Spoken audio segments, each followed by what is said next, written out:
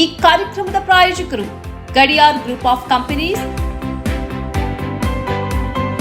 specialized in piling and shoring, engineering consultancy, firefighting, steel structures, real estate. Office, SIT Tower, Silicon Oasis, Dubai, UAE. ವೀಕ್ಷಕರ ಸನ್ಮಾರ್ಗ ನ್ಯೂಸ್ಗೆ ಸ್ವಾಗತ. ನಾನು ಪ್ರಿಯ ಸುದೇಶ್. ದೆಹಲಿಯ ಜಂತರ್ ಮಂತರ್ನಲ್ಲಿ ಪ್ರತಿಭಟನೆ ನಡೆಸುತ್ತಿದ್ದ ವಿದ್ಯಾರ್ಥಿಗಳ ಮೇಲೆ ನಡೆಸಿದ ಲಾಠಿ ಚಾರ್ಜ್ ಮತ್ತು ಬಲವಂತದ ತೆರವು ಕಾರ್ಯಾಚರಣೆಯನ್ನು ವಿರೋಧಿಸಿ ಬೆಂಗಳೂರಿನ ಫ್ರೀಡಂ ಪಾರ್ಕ್ನಲ್ಲಿ ಕಾಕ್ರೋಚ್ ಜನತಾ ಪಾರ್ಟಿ ನೇತೃತ್ವದಲ್ಲಿ ನಿರಂತರ ಪ್ರತಿಭಟನೆಗಳು ನಡೆಯುತ್ತಿವೆ. ಆದರೆ ಈ ಧರಣಿ ಪ್ರತಿಭಟನೆಗಳಲ್ಲಿ ಕನ್ನಡದ ಮಕ್ಕಳ ಕೊರತೆಯನ್ನು ನಟ ಕಿಶೋರ್ ಕುಮಾರ್ ಬೊಟ್ಟು ಮಾಡಿದ್ದಾರೆ.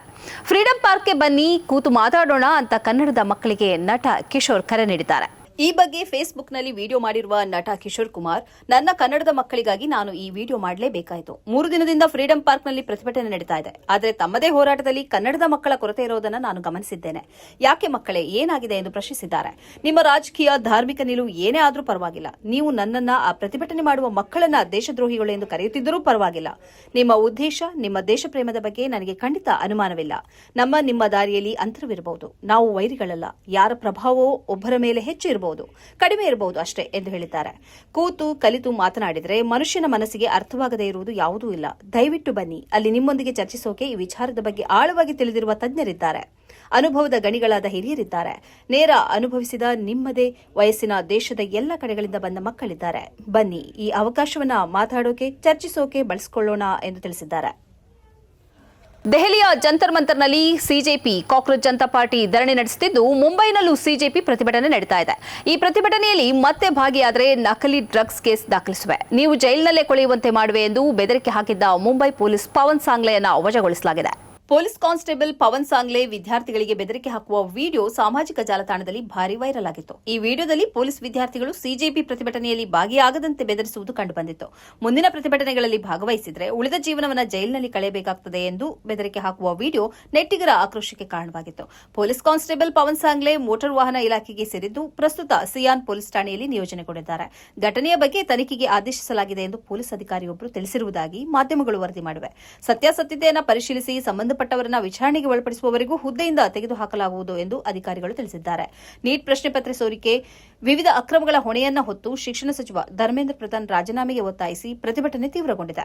ವಿದ್ಯಾರ್ಥಿಗಳ ಮೇಲೆ ದೆಹಲಿ ಪೊಲೀಸರು ಕ್ರೂರವಾಗಿ ದೌರ್ಜನ್ಯ ಎಸಗಿ ಥಳಿಸಿದ್ದಾರೆ.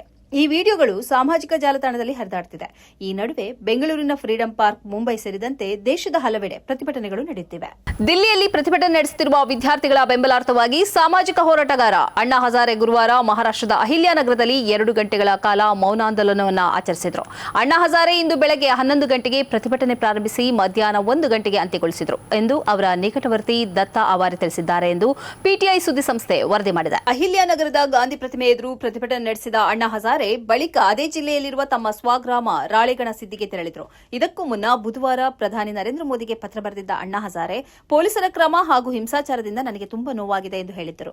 ಪ್ರತಿಭಟನಾಕಾರರ ಅಸಮಾಧಾನವನ್ನು ಕಾನೂನು ಮತ್ತು ಸುವ್ಯವಸ್ಥೆಯ ಸಮಸ್ಯೆಯಾಗಿ ನೋಡಬಾರದು, ಬದಲಿಗೆ ಸಮಾಜದ ಕಂಟಕ ಹಾಗೂ ನಿರೀಕ್ಷೆಗಳನ್ನಾಗಿ ಗಮನಿಸಬೇಕು ಎಂದು ಅವರು ಕಿವಿಮಾತು ಹೇಳಿದ್ದರು. ಒಂದು ವೇಳೆ ಕೇಂದ್ರ ಸಚಿವ ಧರ್ಮೇಂದ್ರ ಪ್ರಧಾನ್ ರಾಜೀನಾಮೆ ನೀಡಿದ ಕೂಡಲೇ ಸರ್ಕಾರವೇನು ಬಿದ್ದು ಹೋಗೋದಿಲ್ಲ, ಬದಲಿಗೆ ಅದು ಸರ್ಕಾರದ ಕಾರ್ಯವೈಖರಿಯನ್ನು ಮತ್ತಷ್ಟು ಉತ್ತರದಾಯಿ ಮತ್ತು ಪರಿಣಾಮಕಾರಿಯನ್ನಾಗಿಸಲಿದೆ ಅಂತ ಅವರು ತಮ್ಮ ಪತ್ರದಲ್ಲಿ ಅಭಿಪ್ರಾಯಪಟ್ಟಿದ್ದರು. ಪ್ರತಿಭಟನಾಕಾರರ ಮಾತುಗಳನ್ನು ತಾಳ್ಮೆಯಿಂದ ಆಲಿಸಬೇಕು ಹಾಗೂ ನಂಬಿಕೆಯ ವಾತಾವರಣವನ್ನು ನಿರ್ಮಾಣ ಮಾಡಬೇಕು. ಸಕಾರಾತ್ಮಕ ಮಾತುಕತೆ ಮೂಲಕ ಈ ಸಮಸ್ಯೆಗೆ ಪರಿಹಾರ ಕಂಡುಕೊಳ್ಳಬೇಕು ಎಂದು ಅವರು ಸರ್ಕಾರಕ್ಕೆ ಮನವಿ ಮಾಡಿದ್ದರು. ಚಲೋ ಸಂಸತ್ ಪ್ರತಿಭಟನೆಯನ್ನು ಅಡ್ಡಿಪಡಿಸಲು ಮತ್ತು ಚಳುವಳಿಯ ಪ್ರತಿಷ್ಠೆಗೆ ಧಕ್ಕೆ ತರಲು ಬಿಜೆಪಿ ಹೊರಗಿನವರನ್ನ ಕಳಿಸುತ್ತಿದೆ ಎಂದು ಕಾಕ್ರೋಚ್ ಜನತಾ ಪಾರ್ಟಿ ಸಂಸ್ಥಾಪಕ ಅಭಿಜಿತ್ ದೀಪ್ಗೆ ಆರೋಪಿಸಿದ್ದಾರೆ. ಪ್ರತಿಭಟನೆಗೆ ಜನಬೆಂಬಲ ಹೆಚ್ಚಾಗುತ್ತಿದ್ದಂತೆ ಹಿಂಸಾಚಾರವನ್ನು ಪ್ರಚೋದಿಸುವ ಉದ್ದೇಶದಿಂದ ಬಿಜೆಪಿ ಗೂಂಡುಗಳನ್ನು ಕಳಿಸುತ್ತಿದೆ ಎಂದು ಅವರು ಹೇಳಿದ್ದಾರೆ.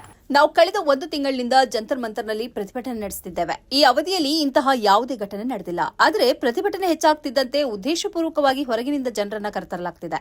ಕಲ್ಲು ತೂರಾಟ ನಡೆಸುತ್ತಿರುವವರು ಬಿಜೆಪಿಯವರೇ. ಪೊಲೀಸರು ಇಲ್ಲಿಗೆ ಟ್ರಕ್ಗಳ ತುಂಬಾ ಕಲ್ಲುಗಳನ್ನು ತರ್ತಾರೆ. ಬಳಿಕ ಬಿಜೆಪಿ ಗೂಂಡಗಳು ಕಲ್ಲು ತೂರಾಟ ನಡೆಸುತ್ತಾರೆ.